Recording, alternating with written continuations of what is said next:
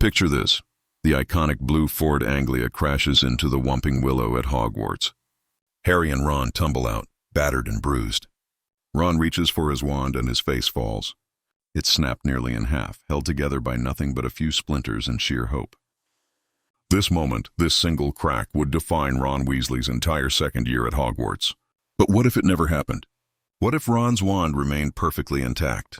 Today, we're diving deep into one of the most underrated what-if scenarios in the Harry Potter universe.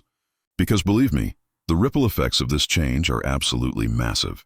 Before we explore our alternate timeline, let's refresh our memories on exactly what happened in the original story. It's the beginning of Chamber of Secrets, and Harry and Ron have just stolen Mr. Weasley's enchanted Ford Anglia because they missed the Hogwarts Express. The barrier at King's Cross sealed itself, and in their panic and desperation, these two 12-year-old wizards decided that flying an illegal vehicle hundreds of miles was somehow the reasonable solution. Classic Ron and Harry decision-making, honestly. The flight starts off well enough, but as they approach Hogwarts, disaster strikes. The car's invisibility booster fails, they're spotted by muggles, and then the car decides it's had enough of their nonsense and starts malfunctioning. They crash spectacularly into the Whomping Willow, one of the most dangerous trees on Hogwarts grounds, and it does not take kindly to being used as a landing pad. The aftermath is brutal. Harry's fine, his wand safely tucked away. But Ron's wand has snapped almost completely in half. Throughout the entire year, Ron struggles with this broken wand. Remember when Draco Malfoy called Hermione a mudblood? Ron tried to curse him, tried to defend his friend's honor, but instead of Draco eating slugs, Ron spent the next several hours vomiting slugs himself. It was humiliating. During Lockhart's disastrous dueling club, Ron's spells backfired constantly. His wand became unreliable, unpredictable, and downright dangerous. Every spell was a gamble. Would it work? Would it backfire? Would it just fizzle out completely? This wasn't just an inconvenience. For a young wizard still learning magic, still building confidence, having a broken wand was like trying to learn to write with your non-dominant hand while wearing mittens. It was a constant reminder of his family's financial struggles, a physical manifestation of being the sixth son in a family that couldn't afford new things. But here's where our alternate timeline begins. Imagine the crash happens exactly the same way. The Whomping Willow is just as violent, just as destructive. The car is totaled. But this time, through sheer luck, or perhaps Ron landing differently, or pulling his wand out at a different moment, the wand survives. Maybe it's in his other pocket. Maybe he set it down on the seat instead of keeping it in his robes. The specific mechanism doesn't matter. What matters is that Ron Weasley walks away from that crash with a fully functional wand, and everything changes. The immediate difference might not seem that significant at first. Ron and Harry still get their howler from Mrs. Weasley. They still face Snape's wrath.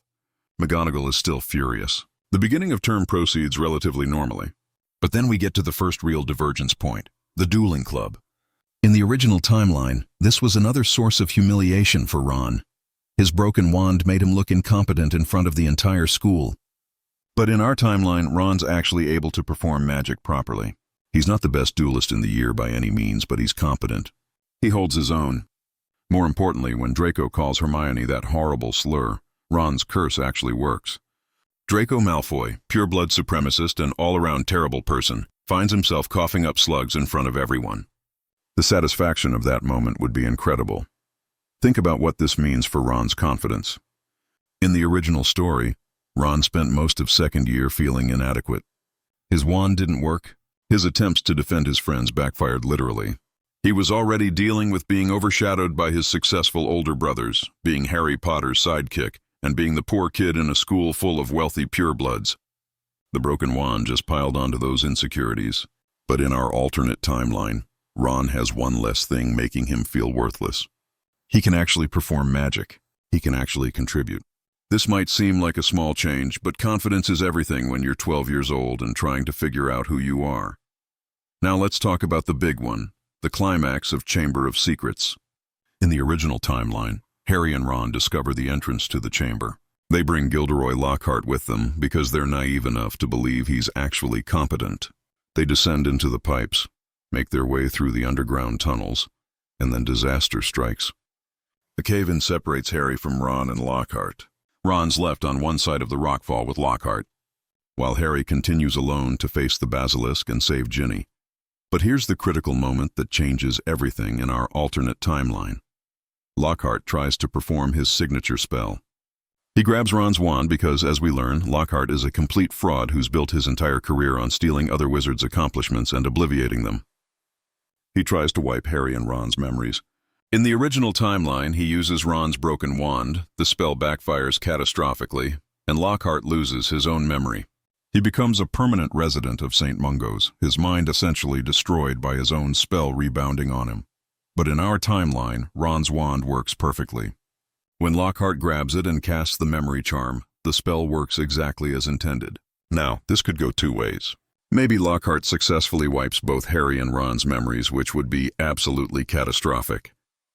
They'd be wandering around the chamber with no idea why they're there or what they're doing. Ginny would die. Tom Riddle would return. The entire wizarding world would be in immediate danger. But that's too dark even for our what-if scenario, and it doesn't quite fit with how magic works in the Harry Potter universe. More likely, Lockhart only has time to wipe Ron's memory before something interrupts him. Maybe Harry reacts quickly and stuns Lockhart. Maybe the cave-in still happens, but in a slightly different way. Maybe Lockhart only gets off a partial memory charm. The point is, we need Harry to still be capable of continuing to the chamber. And we need Lockhart to be exposed as a fraud. But the circumstances are different. Let's say Harry manages to stun Lockhart before he can completely wipe Ron's memory, but Ron's still affected. He's confused, disoriented, maybe missing the last few hours of memories. Harry has no choice but to leave Ron behind and continue into the chamber alone. Everything with the basilisk happens the same way. Harry speaks Parseltongue, fights the giant snake, destroys the diary Horcrux with a basilisk fang, saves Ginny. Fawkes heals his wounds. They escape. The difference is what happens afterward with Lockhart. In the original timeline, Lockhart's memory loss was so complete, so devastating, that he couldn't possibly continue as a teacher or maintain his facade. He was done, finished. His fraudulent career was over, not because he was exposed, but because he literally couldn't remember who he was supposed to be. But in our timeline, Lockhart still has his memory. He's stunned, sure. He might have hit his head in the cave-in, but when they all emerge from the chamber, Lockhart is still Gilderoy Lockhart, fraud extraordinaire.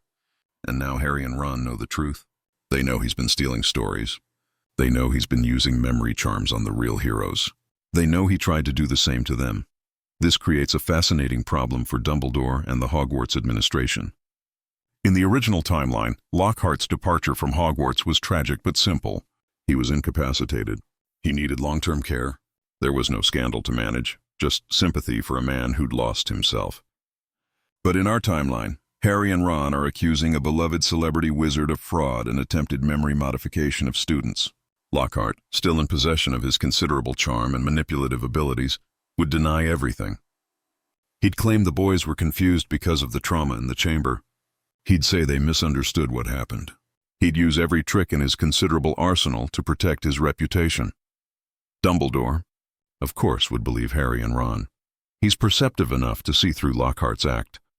And he probably already suspected the man was a fraud, which is why he hired him in the first place. Remember, Dumbledore very deliberately hired Lockhart knowing he was incompetent because he wanted to expose him, but proving it would be complicated. Memory charms are notoriously difficult to trace after the fact. Lockhart's victims are scattered across the globe, and many of them would have no memory of ever meeting him. It would take time to build a case. In the meantime, Lockhart remains at Hogwarts, still teaching, still dangerous, still lying to everyone. This would create an incredibly tense situation for the rest of the school year and potentially beyond. Harry and Ron know the truth, but they're just students. Who's going to believe them over a famous wizard with multiple best-selling books and an Order of Merlin? Hermione would be torn because, let's be honest, she had a massive crush on Lockhart before discovering what he really was. The other students would think Harry and Ron were jealous or attention-seeking. It would be another situation where Harry's telling the truth, but nobody believes him, foreshadowing what happens in Order of the Phoenix with Voldemort's return. The difference is that this time, Ron's right there beside him, equally discredited, equally frustrated. Eventually, Dumbledore would manage to expose Lockhart. He'd probably use Veritaserum or find some of Lockhart's victims and restore their memories. The truth would come out, Lockhart would be arrested and sent to Azkaban for his crimes. But this process would take months, possibly stretching into third year. During all this time, Harry and Ron would be dealing with the social consequences of accusing a beloved public figure. They'd be learning harsh lessons about how difficult it is to expose corruption, even when you know you're right. These are mature themes that Harry doesn't really grapple with until later in the series, but in our timeline, he's learning them at age 12. The ripple effects continue into Prisoner of Azkaban. In the original timeline, Ron gets a new wand at the beginning of third year, and it's a huge deal for him. It's not a hand-me-down. It's not broken. It's his wand, chosen for him, and it represents a kind of growing up and independence. But in our timeline, Ron's still using his original wand from first year. He never had that experience of being forced to get a new one. This might seem minor, but remember that in the Harry Potter universe, the wand chooses the wizard. There's something significant about that relationship.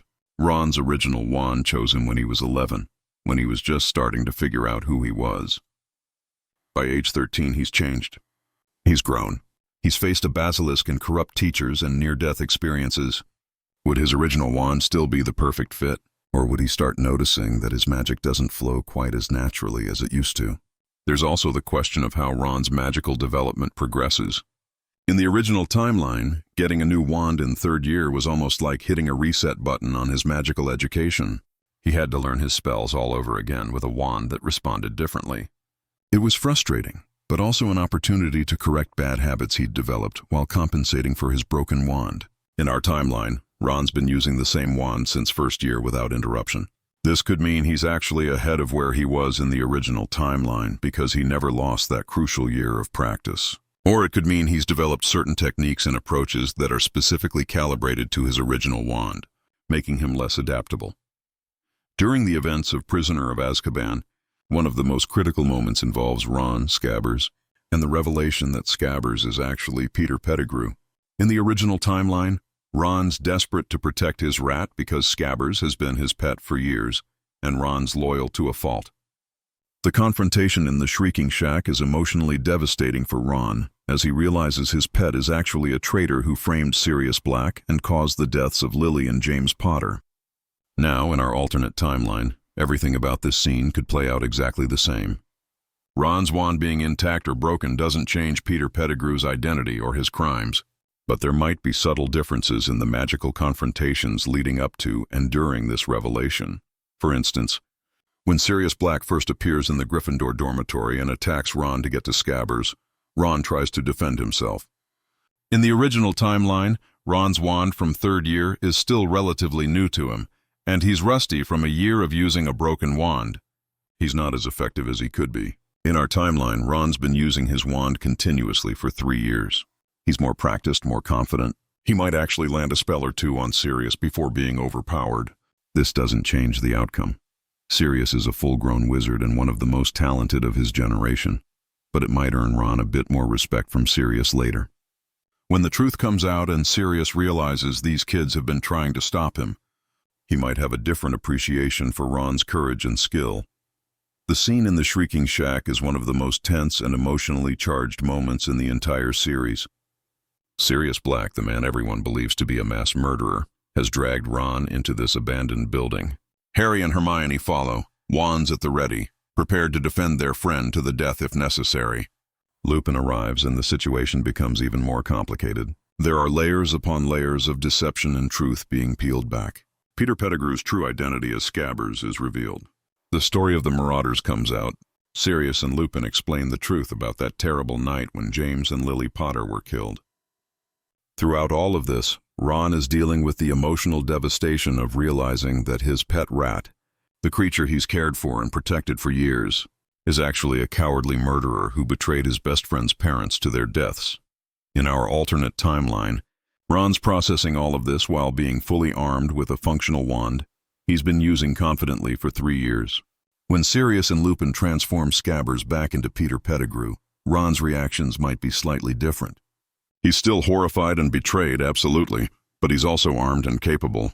In the original timeline, Ron was somewhat sidelined in this scene because he'd broken his leg when Sirius dragged him into the Whomping Willow. He was in pain, possibly in shock and not really in a position to take aggressive action. In our timeline, depending on how we adjust that initial encounter, Ron might be in better physical shape during the Shrieking Shack confrontation. He might be more actively involved in interrogating Pettigrew, more vocal in his anger and disgust, more ready to take action. When Pettigrew begs for his life, appealing to Harry's mercy, Ron would have strong opinions. In the original timeline, Ron was somewhat out of commission due to his injury, but we know from his character that he values loyalty above almost everything else. Pettigrew's betrayal of the Potters would disgust Ron on a fundamental level. This is a man who was supposed to be James Potter's friend, who was trusted with their secret, who sold them out to Voldemort for his own protection. Everything Ron values, friendship, loyalty, courage, Pettigrew violated in the worst possible way. In our timeline, with Ron being more physically capable and confident in his magical abilities, he might be more vocal in arguing that Pettigrew deserves whatever punishment is coming to him. He might even argue against Harry's decision to spare Pettigrew's life and turn him over to the authorities, instead of letting Sirius and Lupin kill him. Of course, Harry's decision to spare Pettigrew is crucial to the plot and to Harry's character development. So that would happen the same way regardless of Ron's input. But Ron's reaction to that decision might be slightly different in our timeline. In the original story, Ron was injured and somewhat passive during this whole sequence. In our alternate version, Ron might be more actively frustrated with Harry's choice, might argue more strongly that Pettigrew can't be trusted, that showing him mercy is a mistake, and Ron would be proven right when Pettigrew escapes on their way back to the castle. The frustration and anger Ron would feel at seeing Pettigrew slip away after everything they learned, after all the pain that man caused, would be intense. The revelation about Sirius being innocent also affects Ron in ways that might be amplified in our timeline. Ron's grown up in the wizarding world, surrounded by stories about Sirius Black, the mass murderer, the Death Eater who killed 13 people with a single curse. Learning that it was all a lie, that an innocent man has been in Azkaban for 12 years while the real traitor lived free, would shake Ron's faith in the wizarding justice system. In the original timeline, Ron was processing this along with his physical injuries. In our version, he's processing it with a clearer head and possibly coming to some uncomfortable realizations about how easily the authorities can get things wrong, how public opinion can condemn someone without proper evidence, how the system his father works for failed spectacularly. These realizations would serve Ron well in later years when similar situations arise. When Voldemort returns and the Ministry refuses to believe it, when Harry is being slandered by the Daily Prophet, when Dumbledore is being discredited, Ron will remember Sirius Black and how the entire wizarding world was wrong about him for 12 years. This might make Ron more willing to stand by Harry even when it's unpopular, more skeptical of official narratives, more likely to question authority when something doesn't feel right. These are character developments that happen naturally through Ron's experiences, but in our timeline, the Sirius Black revelation might land with even more impact because Ron wasn't distracted by physical pain and injury. The real interesting changes come in fourth year with the Triwizard Tournament. This is where Ron's insecurities really come to a head in the original timeline. When Harry's name comes out of the Goblet of Fire, Ron's convinced that Harry found a way to enter and didn't tell him. Their friendship fractures. Ron feels betrayed, jealous, left behind once again. He's Harry Potter's sidekick, watching Harry get even more famous and special, while Ron feels increasingly ordinary. Now, does Ron's wand being broken in second year and replaced in third year have anything to do with these feelings? Not directly, but confidence and self-worth are cumulative. Every experience builds on the previous ones. In the original timeline, Ron spent second year feeling incompetent because his broken wand made him look foolish and unable to help. Those feelings of inadequacy festered. In our alternate timeline, Ron still has insecurities about being overshadowed. That's fundamental to his character, but he doesn't have that specific memory of an entire year where his magic barely worked. He hasn't spent months being the butt of jokes because his spells backfired. When Harry's name comes out of the goblet, would Ron still be angry and jealous? Almost certainly yes. Those feelings come from deeper issues about his place in his family and his friendship with Harry. But might he process those feelings slightly differently? Might he work through them a bit faster? It's possible. A person who feels generally more competent and confident is often better equipped to handle their insecurities when they arise. Let's really dig into this conflict between Harry and Ron in Fourth year, because it's one of the most painful rifts in their friendship throughout the entire series. When Harry's name comes out of the Goblet of Fire, Ron immediately assumes Harry found a way to circumvent Dumbledore's age line and enter the tournament without telling him. On the surface, this seems like an unreasonable assumption. Harry's protesting that he didn't enter, that he doesn't want to compete, that he has no idea how his name got in the goblet. But Ron can't hear it. He's too consumed by his own feelings of inadequacy and jealousy. From Ron's perspective, this is just another example of Harry getting special treatment, getting more attention, getting more glory. Harry's already famous for surviving Voldemort as a baby. He's already got more money than Ron's family will ever have. He's already the center of attention everywhere he goes. And now he gets to compete in the Triwizard Tournament, this prestigious, dangerous competition that comes with eternal glory and a 1,000-galleon prize. Meanwhile, Ron's just Ron Weasley, the sixth son of an unremarkable family with no money, no fame, no special destiny. The resentment that's been building for years comes pouring out. In the original timeline, this resentment is fed by 3 years of accumulated experiences where Ron's felt inadequate. The broken wand year especially contributed to this because it was such a visible public source of humiliation. Ron had to watch Harry successfully performing magic while Ron's own spells backfired. He had to endure mockery and pity. Even after getting a new wand in 3rd year, those memories lingered. So when the goblet situation happens, Ron's already primed to feel like he's lesser than Harry, like he'll never measure up. His anger at Harry is really anger at himself, at his situation, at the universe for making him ordinary when his best friend is extraordinary. In our alternate timeline, Ron still has all the same fundamental insecurities about being Harry's friend, about living in that massive shadow. But he doesn't have that specific year of magical incompetence weighing on him. He spent 4 continuous years successfully performing magic with his original wand. He's proven himself capable in various situations. This doesn't erase his insecurities, they run too deep for that, but it might give him a slightly stronger foundation to stand on. When the jealousy and anger rise up, Ron might be better equipped to fight against them, to recognize them for what they are: irrational feelings born from his own fears rather than reality. The practical result might be that Ron's fight with Harry is slightly shorter or less intense. Maybe Ron still needs space, still needs to work through his feelings, but maybe he comes around a few weeks earlier than in the original timeline. Or maybe he's still just as angry just as long, because emotional wounds don't heal according to logical timelines. But his reconciliation with Harry is more complete when it happens, because Ron's better able to articulate what he was really feeling. Instead of just awkwardly apologizing and moving on, Ron might be able to actually explain that he was jealous, that he felt left behind, that he knows it's not Harry's fault, but the feelings were real and painful anyway.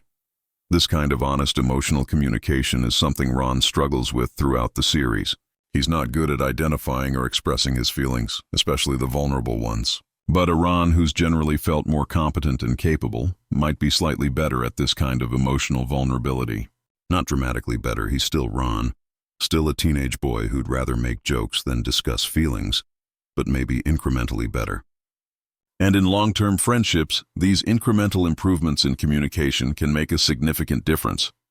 The first task of the Triwizard Tournament, where Harry has to face a dragon, is terrifying for everyone involved. Ron's not speaking to Harry at this point in the original timeline, so he's watching from the stands with everyone else, probably torn between worry for Harry's safety and lingering resentment about the whole situation. When Harry successfully completes the task, flying brilliantly on his firebolt to outmaneuver the Hungarian Horntail, Ron's forced to confront the reality that Harry's actually in terrible danger. This isn't just Harry seeking glory or attention. This is Harry barely surviving an encounter with a dragon. The perspective shift is what allows Ron to finally apologize and patch things up with Harry. In our alternate timeline, if Ron's working through his feelings slightly faster or with more self-awareness, maybe he reconciles with Harry before the first task instead of after. Imagine Ron seeking Harry out the night before, swallowing his pride and apologizing, admitting that he's been a terrible friend, that he knows Harry didn't want this. Harry, who's been terrified and alone in his preparation, would be so relieved to have his best friend back. They'd strategize together about the dragon. Ron's knowledge of magical creatures from growing up in the wizarding world might provide insights that help Harry refine his plan. Nothing that would fundamentally change the task. Harry still needs to rely primarily on his flying skills, but having Ron's support beforehand would make a huge emotional difference. Alternatively, even if Ron doesn't reconcile before the first task, his reaction to seeing Harry face the dragon might be even more intense in our timeline. If Ron's been generally feeling more confident, then his jealousy might have felt even more petty and shameful to him. Watching Harry genuinely risk his life would hit Ron like a freight train. The realization that he'd abandoned his best friend before a life-threatening challenge because of his own insecurity would be devastating. Ron's apology in this scenario would be even more emotional, more desperate, because he'd be dealing with genuine guilt on top of the relief that Harry survived. The second task of the Triwizard Tournament presents another interesting scenario. Harry has to rescue Ron from the bottom of the Black Lake because Ron is his thing he'll miss most sorely. In the original timeline, Ron's unconscious and helpless during this whole ordeal. He's magically suspended in a kind of stasis underwater, guarded by merpeople, waiting for Harry to figure out how to breathe underwater and swim down to retrieve him. The vulnerability of this situation is significant. Ron is literally helpless, completely dependent on Harry to save him. When Harry refuses to leave any of the hostages behind, even though it costs him first place in the task, it demonstrates the depth of Harry's loyalty and love for his friends. In our alternate timeline, the mechanics of the second task would be the same. Ron would still be the hostage because he's still Harry's best friend, still the person Harry would miss most. But Ron's feelings about being the hostage might be complicated by his generally higher confidence level. In the original timeline, being selected as Harry's most treasured person was probably a balm to Ron's insecurities. It was proof that he mattered to Harry, that despite all of Harry's fame and other friendships, Ron was the most important. In our timeline, if Ron's feeling more secure in general, being selected might still be meaningful but maybe not quite as desperately needed for his self-worth. On the other hand, being magically unconscious and helpless, needing to be rescued, might chafe against Ron's sense of competence more in our timeline. Nobody likes being helpless, but for someone who's been working hard to prove their capability, being literally unable to help yourself while others face danger on your behalf might feel particularly frustrating. When Ron wakes up after being brought to the surface, he might have more complicated feelings about the whole experience. Grateful to Harry, absolutely, but also maybe a bit embarrassed or frustrated about being cast as the damsel in distress. The third task, the maze, is where things get truly dark.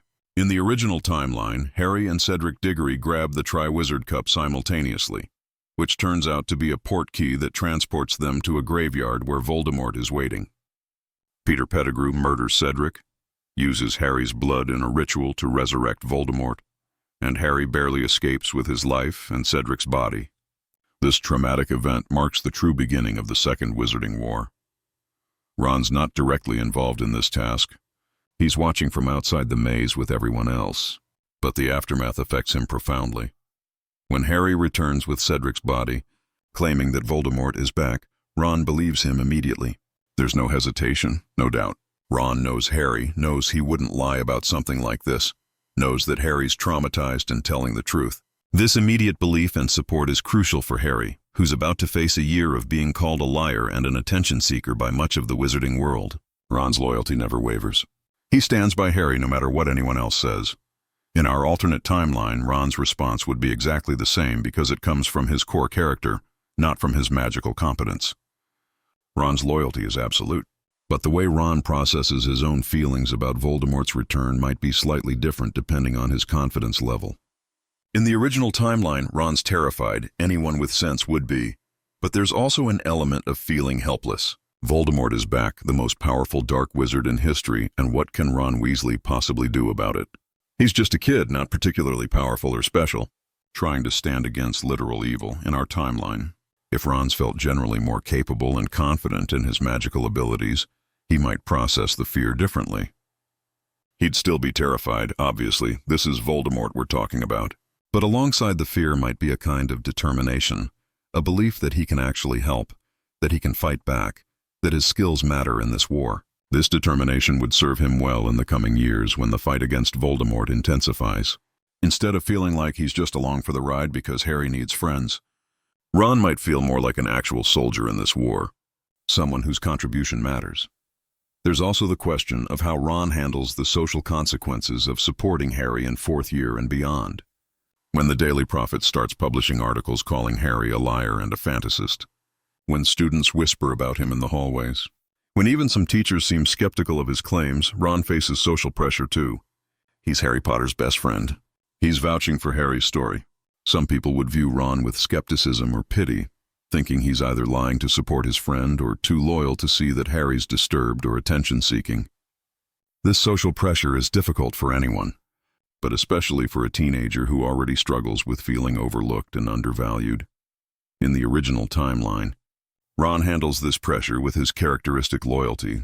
He doesn't care what people think. Harry's his best friend, and if people want to mock Ron for standing by him, then those people can go to hell. But privately, the social isolation probably hurts. Ron values being liked, being included, being part of the group. Choosing Harry means accepting a certain level of social exile.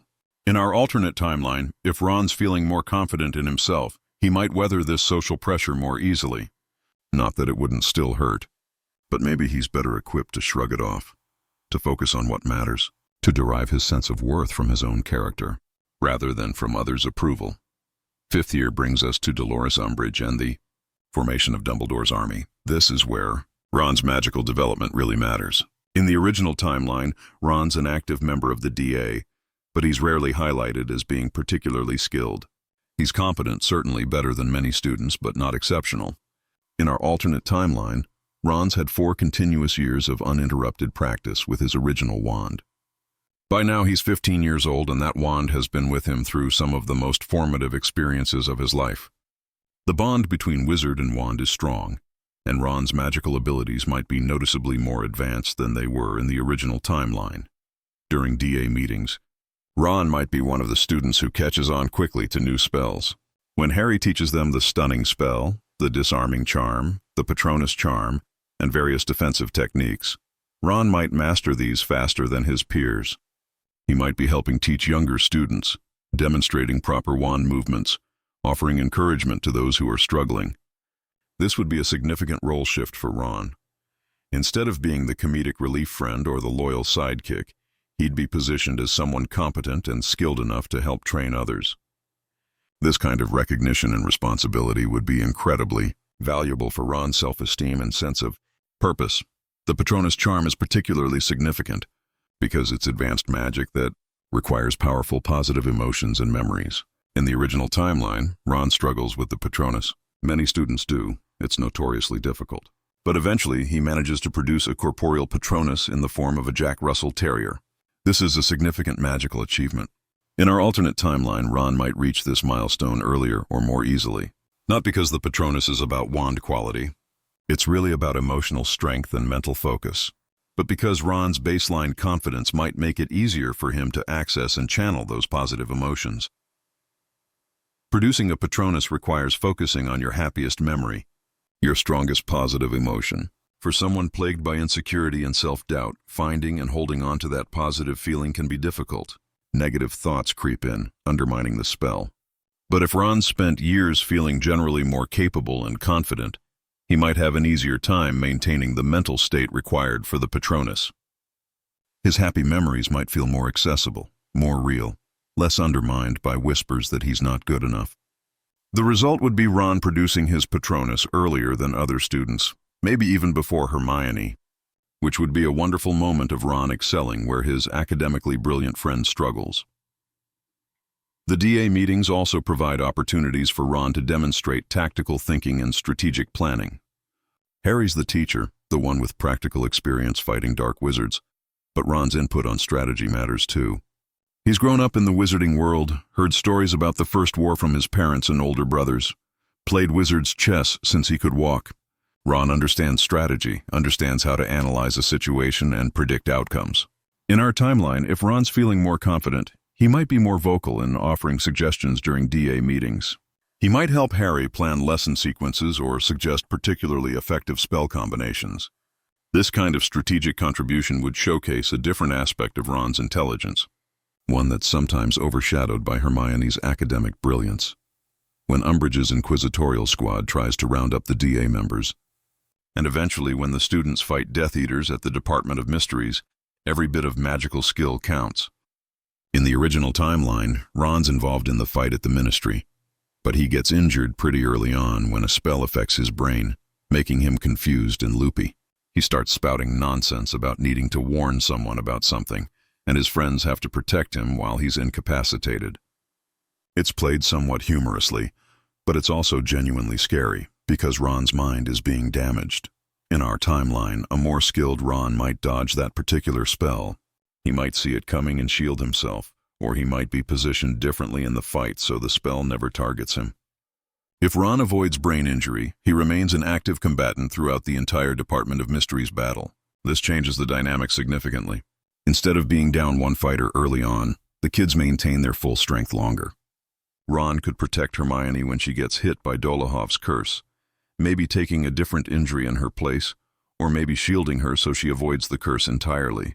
He could provide covering fire while Harry pursues the prophecy orb. He could help fight off the Death Eaters who corner Ginny and Luna. Every small change in this battle could have significant consequences. The original battle at the Department of Mysteries was desperate and chaotic. 6 teenagers against a dozen Death Eaters, fighting for their lives in the various chambers of the Department of Mysteries. They were completely outmatched, and they only survived because Order members arrived to save them. But the casualties were severe. Hermione was seriously injured. Ron was mentally impaired. Several others were hurt. And Sirius Black died. If Ron's able to contribute more effectively throughout the fight, maybe the kids hold out just a bit longer before the Order arrives. Maybe positions are slightly different when Bellatrix fires the curse that sends Sirius through the veil. Maybe Sirius survives. Actually, let's explore that possibility. Sirius Black's death is one of the most devastating moments in the series. Harry loses his godfather, the closest thing he has to a parent, just when he's starting to build a real relationship with him. Sirius falls through the veil in the death chamber, and he's just gone. No body, no funeral, just an absence that tears Harry apart. The guilt Harry feels, blaming himself for being lured to the Ministry in the first place, for putting everyone in danger, for failing to save Sirius, shapes his character going forward. It makes him more reckless, more willing to sacrifice himself, more desperate to defeat Voldemort no matter the cost. If Ron's increased combat effectiveness somehow changes the battle dynamics enough that Sirius survives, the ripple effects would be enormous. Harry would have his godfather. Sirius would be there to support Harry through the rest of the war, to offer advice and protection, to be the family Harry desperately needs. The Dursleys would lose their power over Harry because he'd have Sirius as a legal guardian.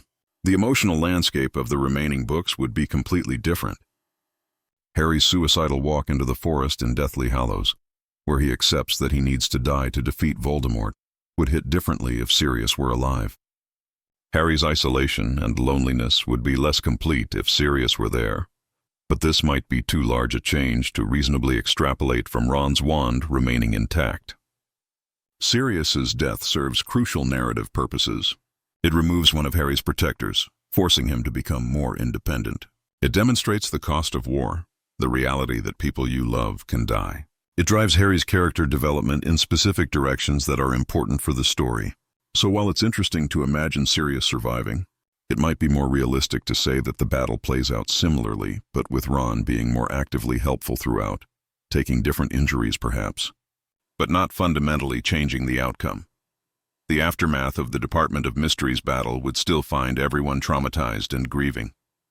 Harry's devastated by Sirius's death. Hermione's recovering from her injuries. The reality that Voldemort is back, that the war is real, that they could die, has settled over everyone like a suffocating blanket. In the original timeline, Ron's recovering from his brain injury along with processing the psychological trauma of the battle.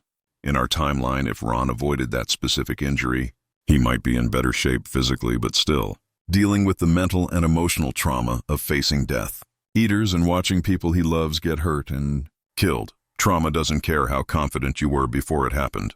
Ron could be the most skilled wizard in his year, and facing Death Eaters who want to kill him would still be terrifying. Watching Hermione get hit by a curse would still be horrible. Fighting for his life in the Department of Mysteries would still leave psychological scars. But Ron's response to trauma might be influenced by his general confidence level. Someone who feels capable and effective might process trauma differently than someone who feels helpless and inadequate. Ron might throw himself into training harder, learning more defensive magic, preparing for the next fight. Or he might struggle with hypervigilance and anxiety, constantly on edge because he knows now how real the danger is. The summer after 5th year would be tense and difficult for everyone. Harry's staying at Grimmauld Place with the Weasleys and Order members, grieving for Sirius and processing everything that happened. Ron would be there supporting Harry as best he can, but Ron's also dealing with his own trauma and his own fears about the future. The war is escalating. Death Eaters are attacking openly. People are dying. The relatively safe bubble of childhood is gone, popped violently by the events at the Ministry. Ron's old enough now to understand exactly what's at stake, and young enough to be terrified by it. 6th year is particularly interesting because this is when Ron's relationship with Hermione really starts to develop, and also when his confidence takes some hits in different areas. He becomes keeper for the Gryffindor Quidditch team, and initially, he's terrible. His insecurity and anxiety make him choke during games. He fumbles easy saves, gets scored on constantly, becomes the target of cruel songs from Slytherin students. It's humiliating and painful, and it brings all of Ron's insecurities roaring back to the surface. Eventually, he thinks he's been given Felix Felicis, liquid luck, and his confidence soars, leading to actual improved performance. Later, he learns that Harry didn't actually give him the potion. It was all in his head. The placebo effect worked because Ron's ability was always there, but his anxiety and self-doubt were blocking it. In our alternate timeline, would a generally more confident Ron still struggle as much with Quidditch anxiety? This is a genuinely interesting question because confidence isn't always consistent across different domains. Someone can be confident in academic settings but anxious about social situations. Someone can be confident performing magic but terrified of public speaking. Ron's Quidditch anxiety in the original timeline seems to come from performance pressure and fear of letting his team down, compounded by his general insecurities about not being good enough. If Ron's spent years feeling more magically competent in our timeline, that general sense of capability might provide some buffer against Quidditch-specific anxiety. He'd still be nervous. Anyone would be when facing hostile crowds and high expectations, but maybe not paralyzingly so. The negative self-talk that plagues Ron during Quidditch matches in the original timeline might be less powerful if Ron has more evidence of his competence in other areas to draw on. He could remind himself that he's successfully faced Death Eaters, that he's mastered difficult spells, that he's proven himself capable in high-pressure situations. Quidditch is just a game after all. The stakes are objectively lower than actual life-or-death combat. On the other hand, sports performance anxiety is its own beast, often unrelated to competence in other areas.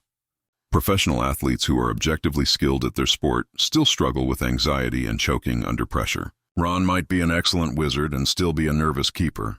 The confidence boost from magical competence might not translate to the Quidditch pitch at all.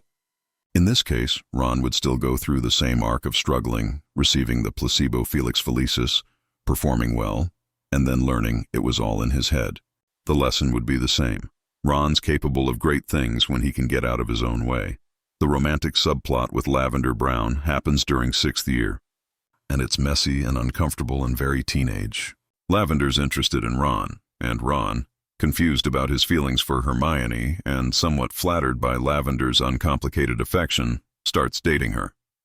Lavender is very physically demonstrative, always kissing Ron in public, calling him 1-1, being generally over the top in her affection.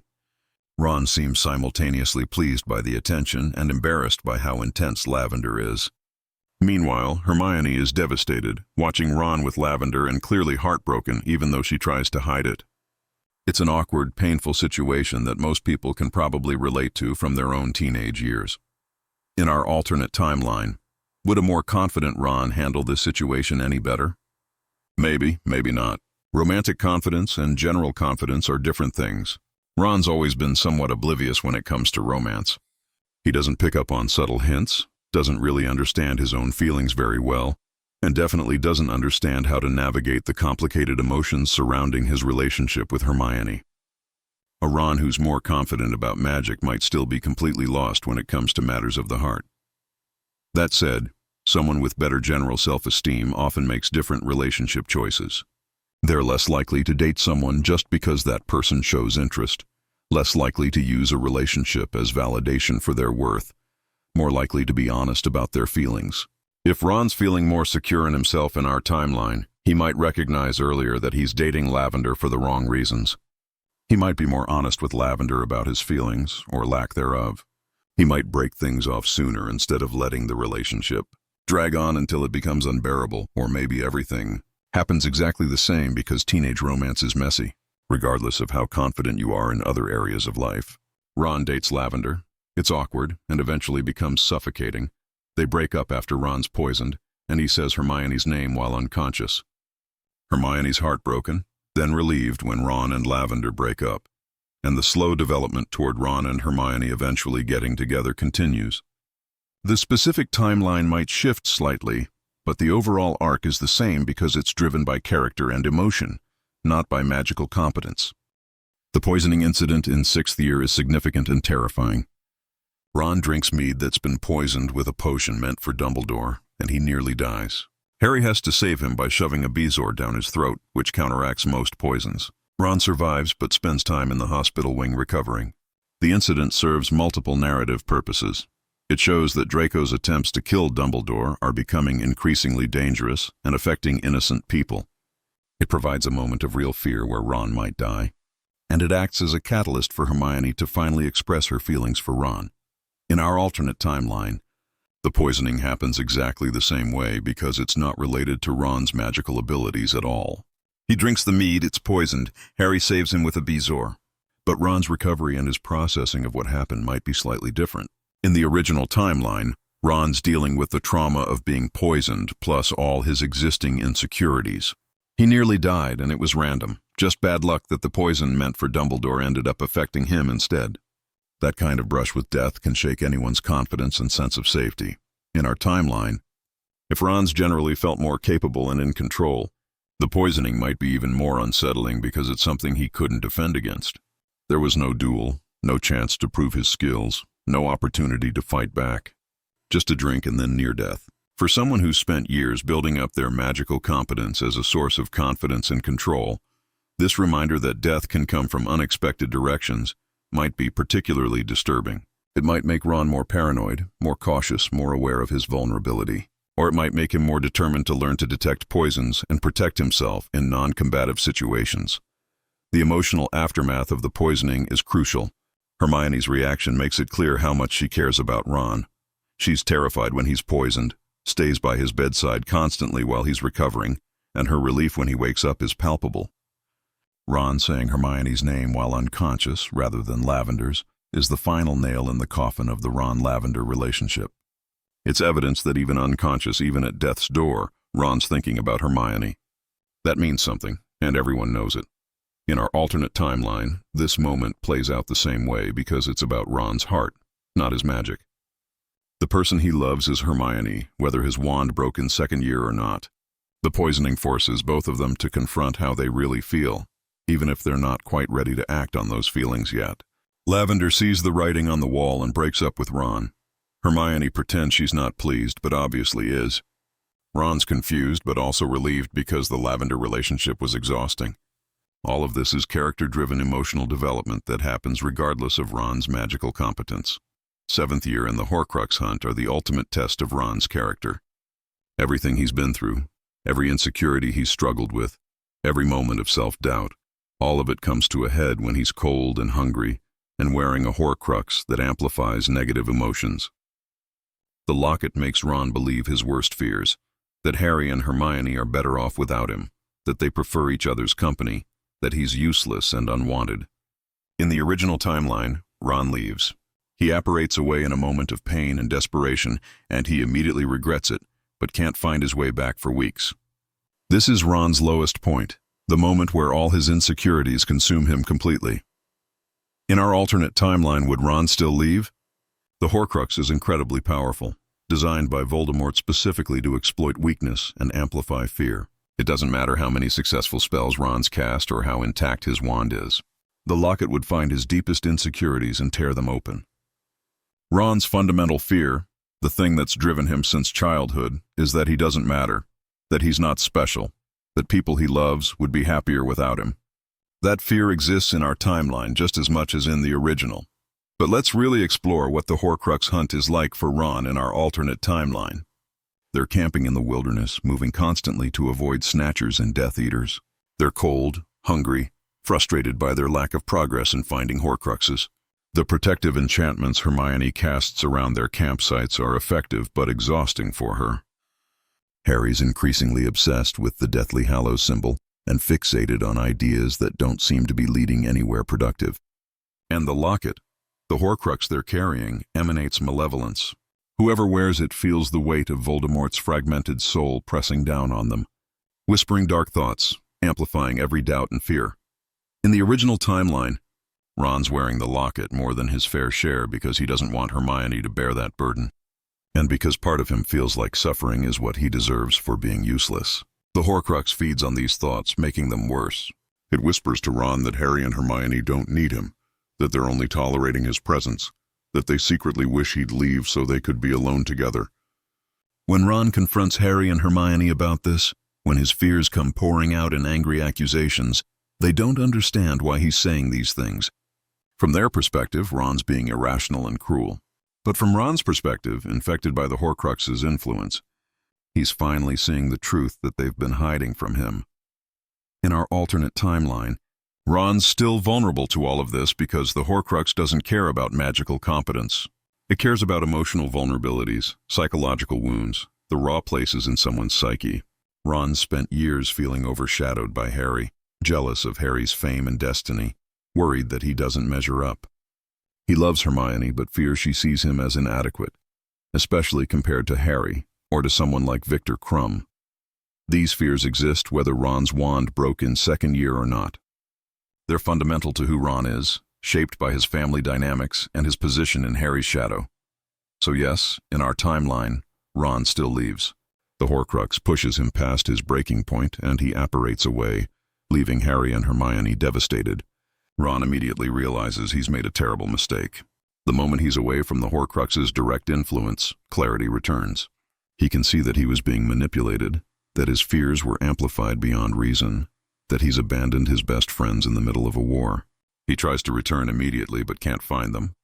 Hermione's protective enchantments hide their location, and Ron spends weeks searching desperately, hating himself, terrified that he's lost them forever, or that they'll be hurt or killed while he's not there to help.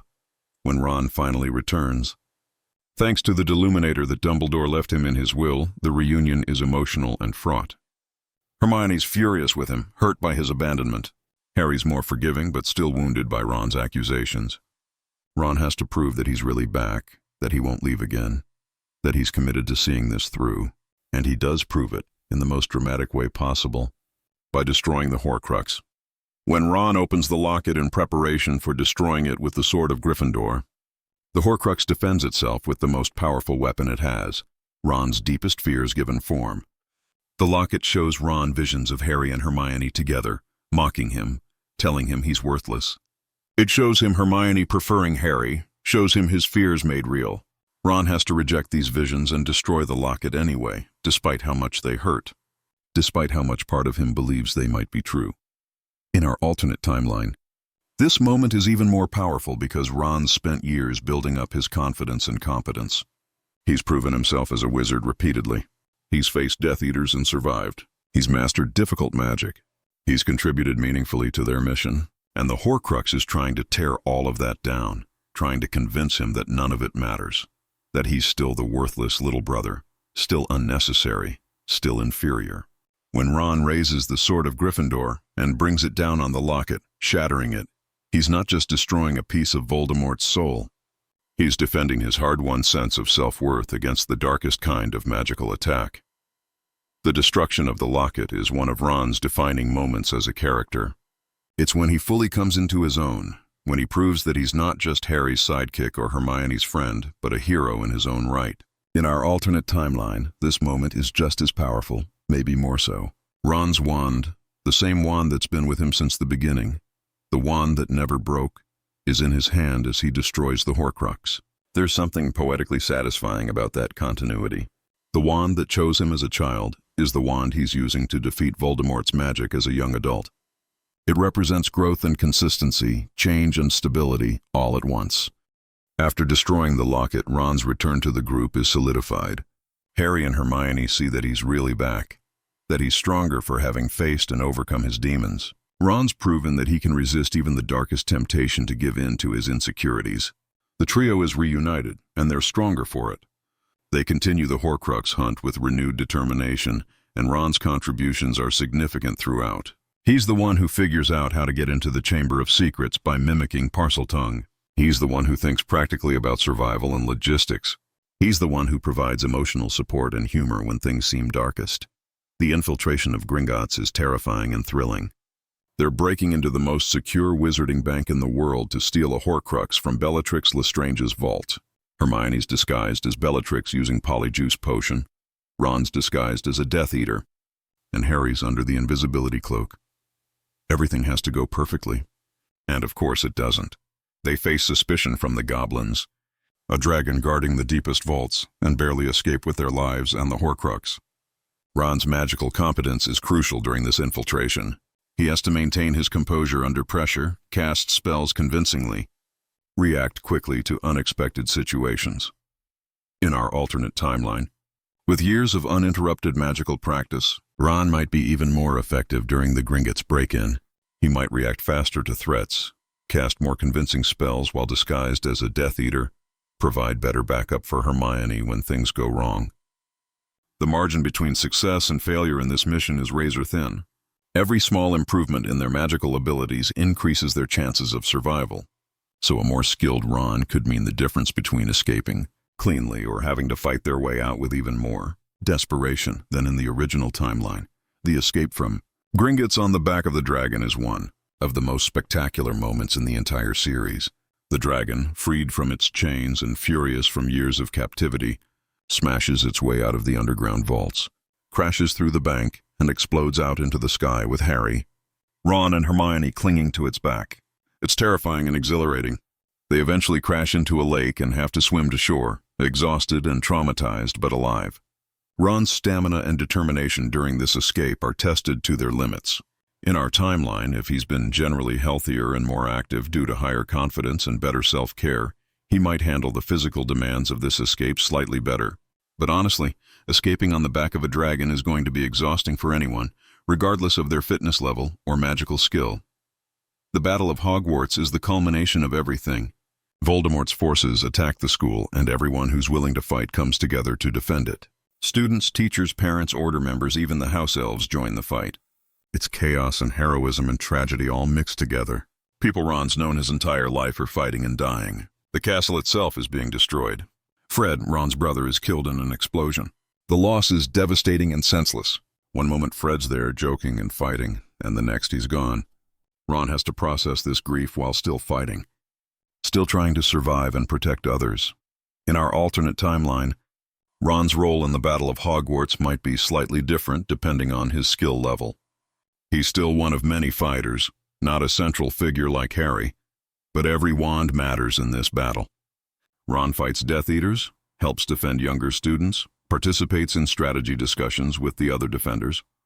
His famous moment of thinking about the house elves, insisting that they need to be evacuated because they shouldn't be forced to fight and die for the school without being given a choice, still happens. This shows Ron's growth as a person, his understanding of injustice, and his willingness to stand up for those who can't defend themselves. This is the moment when Hermione kisses Ron. She's been waiting for him to understand why she cares so deeply about social justice, why she's been campaigning for house elf rights, why these issues matter even in the middle of a war. When Ron demonstrates that he gets it, that he cares enough to act on it even when death is everywhere, Hermione can't hold back anymore. She kisses him and it's perfect, and they finally acknowledge what's been building between them for years. In our alternate timeline, this moment happens exactly the same way, because it's about character growth and emotional connection, not about magical competence. After Ron and Hermione's kiss, they continue fighting together. There's something beautiful about them finally being together right in the middle of the worst battle of their lives. It's an affirmation of life and love in the face of death and destruction. They're not going to wait for a perfect moment or a safe time because those things might never come. They're going to grab happiness wherever they can find it. even if it's just a stolen moment between curses. The battle rages on through the night. Ron fights alongside his family, his friends, everyone he's ever cared about. He sees people die. He kills Death Eaters in self-defense. He experiences the full horror of war. When Harry walks into the forest to sacrifice himself, Ron doesn't know what's happening. Harry goes alone and Ron's left fighting, not knowing if his best friend is dying or dead. The fear and desperation during this time must be overwhelming. Everything they've worked for, everything they've sacrificed, comes down to whether Harry can somehow defeat Voldemort. When Harry survives, when Voldemort is finally destroyed, the relief is indescribable. The war is over. They've won, but the cost is staggering. Fred is dead. So many others are dead. The castle is in ruins. Everyone's traumatized and exhausted. The survivors have to reckon with what they've lost and what comes next. Ron's grieving his brother while trying to celebrate victory. He's processing the trauma of war while trying to move forward with his life. In our alternate timeline, if Ron's generally been more confident and capable, does this help him cope with the aftermath? Maybe slightly. Having a strong sense of self can be a foundation for healing, but trauma is trauma, and no amount of confidence protects you from the emotional devastation of losing a sibling and fighting in a war. The epilogue of Harry Potter takes place 19 years after the Battle of Hogwarts. Harry and Ginny are married with 3 children. Ron and Hermione are married with 2 children. They're all seeing their kids off to Hogwarts. Life has moved forward. The wounds from the war have scarred over, though they're never fully healed. Ron's found peace and happiness despite everything he's been through. He worked as an Auror for a while, then left to help George run Weasley's Wizard Wheezes, probably because being around George helps both of them cope with Fred's absence. In our alternate timeline, Ron's basic life trajectory is probably similar. He marries Hermione because she's the person he loves, the person he's loved since before he fully understood what love was. They have kids because they want a family despite the trauma of their childhoods and the war. Ron finds meaningful work that lets him honor Fred's memory while also moving forward with his own life. The specifics might vary slightly, his exact career path, when exactly he and Hermione got together, small details about their life. But the fundamentals are the same because they're driven by character and choice, not by whether his wand broke in second year. There is one interesting question about Ron's wand in this far-future timeline. If he kept his original wand through all 7 years at Hogwarts and the war, would he still be using it 19 years later? Wands can last a lifetime if properly cared for. Harry uses his original wand for the rest of his life after it's repaired. But wands can also be retired, especially if they're associated with trauma. Ron's original wand, in our timeline, would have been with him for some of the worst moments of his life. It would be scarred and worn from years of use and abuse. He might look at it and remember too many painful things, or he might look at it and feel pride. This wand survived everything with him. It was chosen for him when he was a child, and it stayed true through all his growth and change. It never broke, never failed him, never abandoned him. Every mark and scratch on it tells a story of survival and courage. In that case, Ron might keep using his original wand well into adulthood, taking pride in its resilience and in his own. The wand becomes a symbol of Ron's journey, a physical reminder that he's made it through hell and come out the other side. Alternatively, Ron might retire his original wand after the war and get a new one. Not because the old wand is broken or inadequate, but because sometimes healing requires a fresh start. A new wand for a new life, one not defined by war and death. Ron could place his original wand somewhere safe, honor it for its service, and move forward with a wand that's not associated with trauma. There's no right answer here. Different people cope with trauma differently, and Ron would have to figure out what works for him. Let's talk more about the symbolic weight of Ron keeping his original wand throughout the series. In literature and storytelling, objects often carry meaning beyond their practical function. They become symbols, shorthand for themes and character development. In the original Harry Potter timeline, Ron's broken wand in second year symbolizes poverty, inadequacy, the unfairness of a world where some people have access to proper tools and others have to make do with broken hand-me-downs. When Ron gets a new wand in third year, it symbolizes growth, independence, a step toward defining himself separately from his family's financial struggles. In our alternate timeline, Ron's unbroken wand carries different symbolic weight. It represents continuity and resilience. The wand that chose Ron as a nervous 11-year-old in Ollivander's shop stays with him through puberty, through trauma, through war, through transformation into adulthood. That continuity is rare in a story as chaotic as Harry Potter.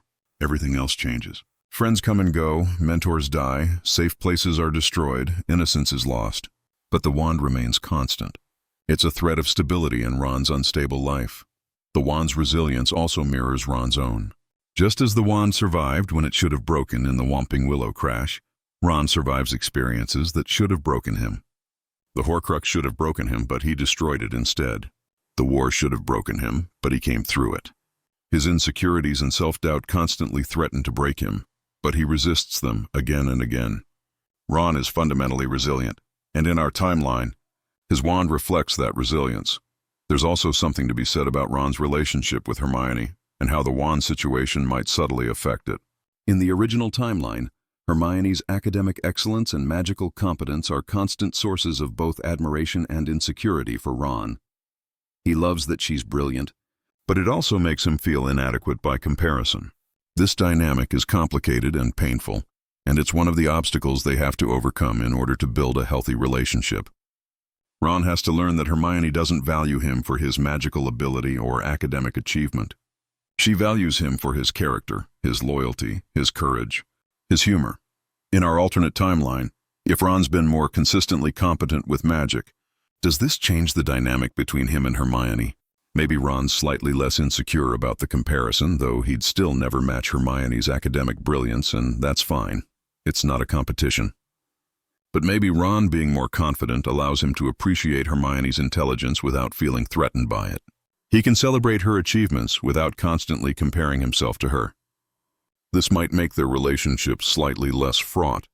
Though honestly, teenage relationships are complicated regardless, and Ron and Hermione would find things to argue about no matter what. One thing that probably doesn't change is Hermione's frustration with Ron's emotional obliviousness. Ron's inability to recognize or express his romantic feelings has nothing to do with his magical competence. He's just not good at understanding emotions, his own or other people's. This is why it takes them so long to get together, why there are so many misunderstandings and hurt feelings along the way. In our timeline, Ron might be a skilled wizard, but he's still completely lost when it comes to recognizing that Hermione likes him and that he likes her back. Hermione's still frustrated by his denseness. The specifics of their romantic journey might shift slightly, but the overall arc of slow realization and eventual coming together is the same. There's an interesting question about how Ron's family perceives him in our alternate timeline.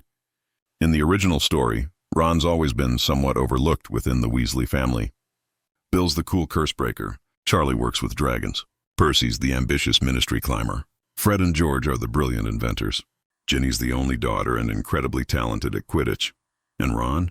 Ron's just Ron, not particularly remarkable at anything, stuck in the middle of all this achievement. The broken wand in second year just reinforced this perception of Ron as the unremarkable one, the one who got stuck with the broken hand-me-down. In our timeline, without that visible symbol of inadequacy, does Ron's family see him differently? Maybe slightly. He's still not as flashy as Bill or Charlie, not as academically ambitious as Percy, not as entrepreneurial as Fred and George. But maybe he's recognized a bit more for his own quiet competence. He's good at chess, at strategy, at keeping his head in a crisis. He's loyal and brave. These are valuable traits. And without the broken wand to overshadow them, maybe the family acknowledges them more readily. But family dynamics are complicated and deeply ingrained. Ron's position as the sixth son, the one who came after so much achievement, shapes how everyone sees him, including how he sees himself.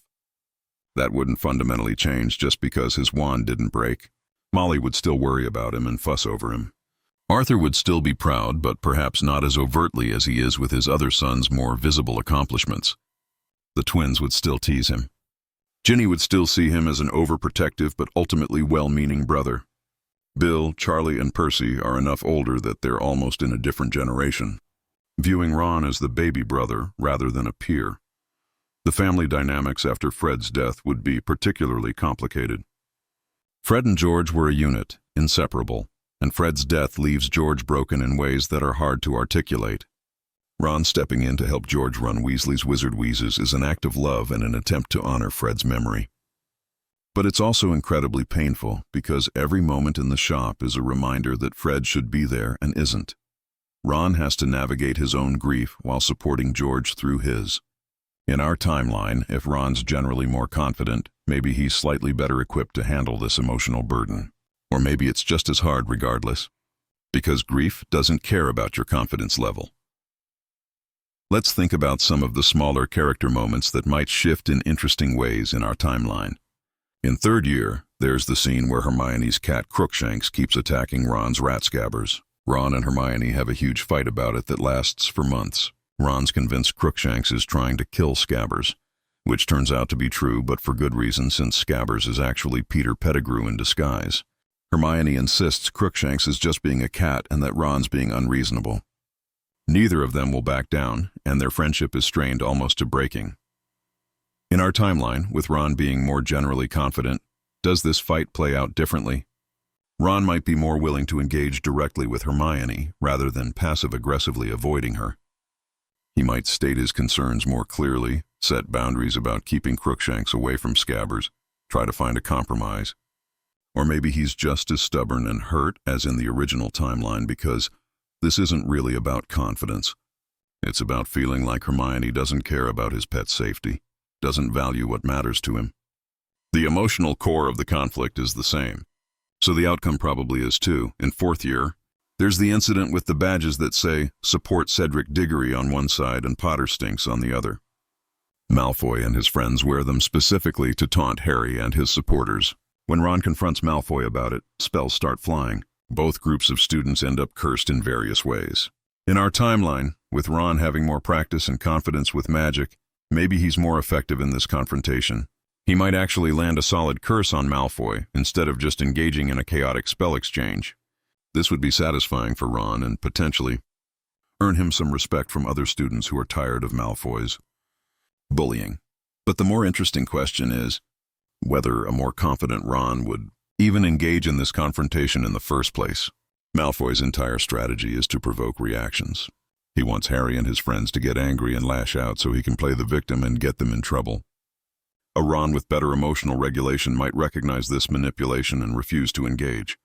He might laugh at the badges instead of getting angry, deflating Malfoy's entire scheme. Or he might take the confrontation to a teacher rather than engaging in vigilante spellcasting. These would be more mature responses, though arguably less satisfying in the moment.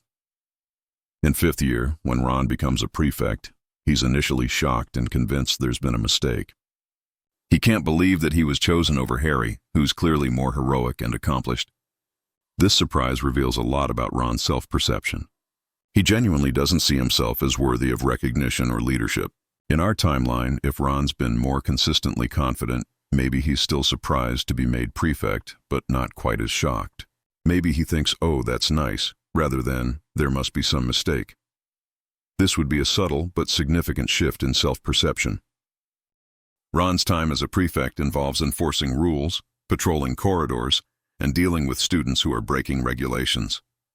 He's not always comfortable with this authority, especially when it conflicts with his loyalty to friends or his own rule-breaking tendencies. But he takes the responsibility seriously because that's who Ron is. In our timeline, a more confident Ron might be more assertive in his prefect role. He might be more comfortable telling off students who are breaking rules, more willing to take charge in situations that require leadership. This could make him a more effective prefect, though it might also make him slightly less likable if he becomes too much of a rule enforcer. In sixth year, there's the complicated situation with Slughorn's Slug Club. Slughorn collects students he sees as promising, well-connected or interesting, and Ron is explicitly not invited to join. Harry's invited because he's the famous Harry Potter. Hermione's invited because she's brilliantly talented. But Ron's not famous enough, not accomplished enough, not interesting enough for Slughorn's collection. This rejection stings, reinforcing Ron's feeling of being ordinary and overlooked. In our timeline, maybe Ron's been more consistently impressive in classes, demonstrating magical skill that catches Slughorn's attention. Maybe he's invited to the Slug Club after all. This would be a nice validation of Ron's abilities, though, honestly, the Slug Club is kind of a weird social obligation, and Ron might not even enjoy being part of it. Throughout seventh year and the Horcrux hunt, there are countless small moments where Ron's magical competence matters. Casting protective enchantments around their campsites, defending against snatchers, brewing potions, maintaining their wands and supplies. Every one of these tasks is slightly easier if Ron's been consistently skilled with magic for years. The cumulative effect of all these small advantages is significant. They're less likely to make mistakes, less likely to be caught, more efficient in everything they do. These advantages don't guarantee success. The odds are still stacked against them. But every little bit helps when you're fighting a war. One moment in seventh year that deserves more attention is when Ron returns after leaving. He saves Harry from drowning in the pool where the sword of Gryffindor is hidden. Harry's trying to retrieve the sword, and the Horcrux around his neck tries to strangle him, pulling him underwater. Ron has to dive in and save him, which is terrifying because Ron's not a particularly strong swimmer. He overcomes his fear to save his best friend, and then he has to destroy the Horcrux that's been tormenting him. It's a complete hero's journey compressed into a few minutes. In our alternate timeline, this moment is just as powerful. Ron's physical bravery, jumping into freezing water to save Harry, isn't about magical skill. It's about character, about love, about refusing to let his friend die even if it means facing his own fears. The fact that Ron then has to immediately face his worst psychological fears when destroying the Horcrux makes the sequence even more intense. He's proven his physical courage and now has to prove his emotional courage too. Both tests are passed and Ron emerges as a fully realized hero. Let's think about what happens after the war in more detail. The Battle of Hogwarts ends with Voldemort's defeat, but the work of rebuilding is just beginning. The Ministry needs to be purged of Death Eaters and their sympathizers. Azkaban needs to be dealt with, possibly reformed since the Dementors sided with Voldemort. The social fabric of the wizarding world needs to be repaired after years of fear and division. People need to be held accountable for their actions during the war. But there also needs to be some path toward reconciliation and moving forward. These are massive, complicated tasks. Ron's role in all of this is probably not central or leadership-focused. He's not going to be Minister for Magic or head of a major department. That's not who he is. But he contributes in important ways. As an Auror, he helps hunt down remaining Death Eaters and brings them to justice.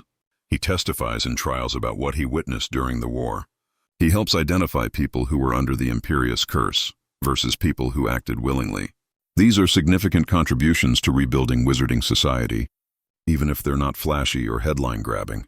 In our alternate timeline, Ron's slightly higher magical competence might make him a more effective Auror. He might rise through the ranks faster, take on more dangerous assignments, have a more distinguished record, or maybe it makes no difference at all because being a good Auror is about more than just magical skill. It's about investigation, interrogation, understanding criminal psychology, working as part of a team. Ron's strengths in these areas might matter more than his specific spellcasting abilities. Eventually, Ron leaves the Aurors to help George with Weasley's wizard wheezes. This is portrayed as Ron finding his true calling, a place where he can honor Fred's memory while also being creative and entrepreneurial in his own right. The joke shop becomes wildly successful, partly because of all the demand for levity and joy after the grim years of war. People want to laugh again, want to play pranks again, want to remember that magic can be fun. Ron and George provide that, and it's meaningful work, even though it's not traditionally prestigious. In our timeline, Ron's path to the joke shop might be the same, or it might be slightly different. Maybe he stays with the Aurors longer if he's enjoying the work and feels successful at it.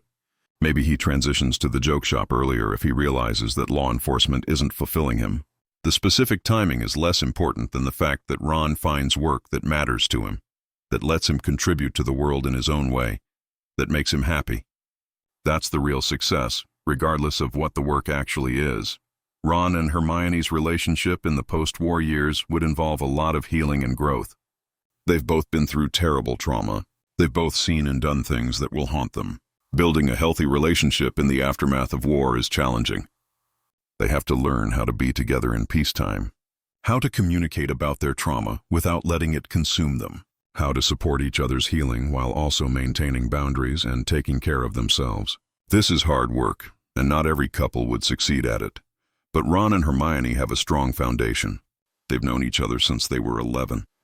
They've been through literally everything together. They understand each other in ways that few people ever achieve.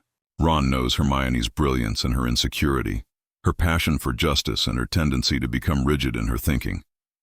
Hermione knows Ron's loyalty and his jealousy, his humor, and his tendency to deflect from serious emotional conversations. They know each other's flaws and love each other anyway. That's powerful. In our alternate timeline, their relationship dynamics might be slightly different if Ron's generally more confident. Maybe he's better at expressing his needs and boundaries. Maybe he's less defensive when Hermione corrects him or offers advice. Maybe they fight less or fight more productively, but fundamentally, they're still Ron and Hermione, still learning how to love each other well, still growing together. The specifics might vary, but the core relationship is built on the same foundation of deep friendship, mutual respect, and hard-earned understanding. Their children, Rose and Hugo, grow up in a world that's very different from the one Ron and Hermione grew up in. There's no Voldemort, no war, no constant threat of death. But their parents' generation is defined by trauma, and that affects how they raise their kids.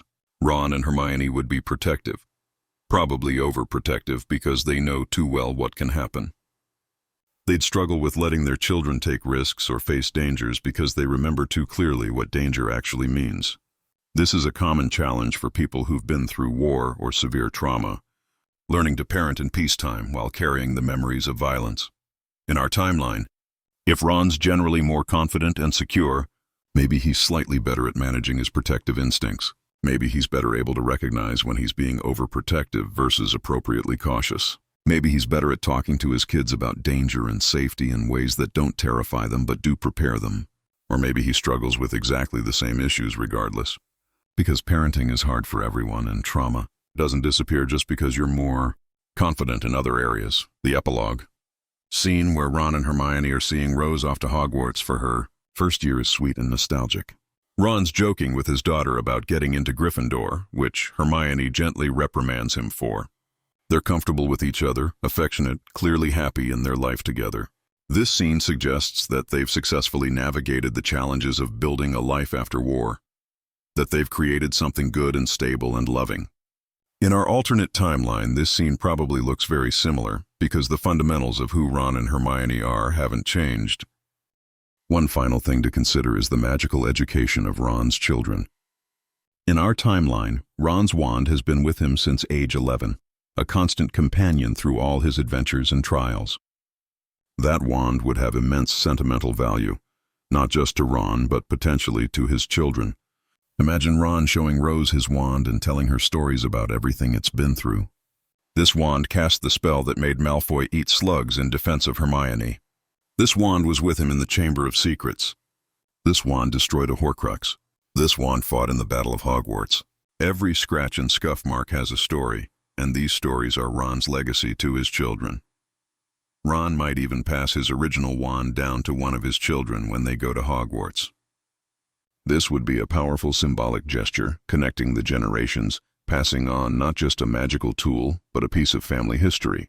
Of course, the wand would also need to choose Ron's child for this to work properly. The wand chooses the wizard, and you can't force a match. But if the wand did choose Rose or Hugo, it would be incredibly meaningful. They'd be carrying their father's wand, the wand that was there for so many crucial moments in the war against Voldemort. That's a heavy legacy, but also an honored one.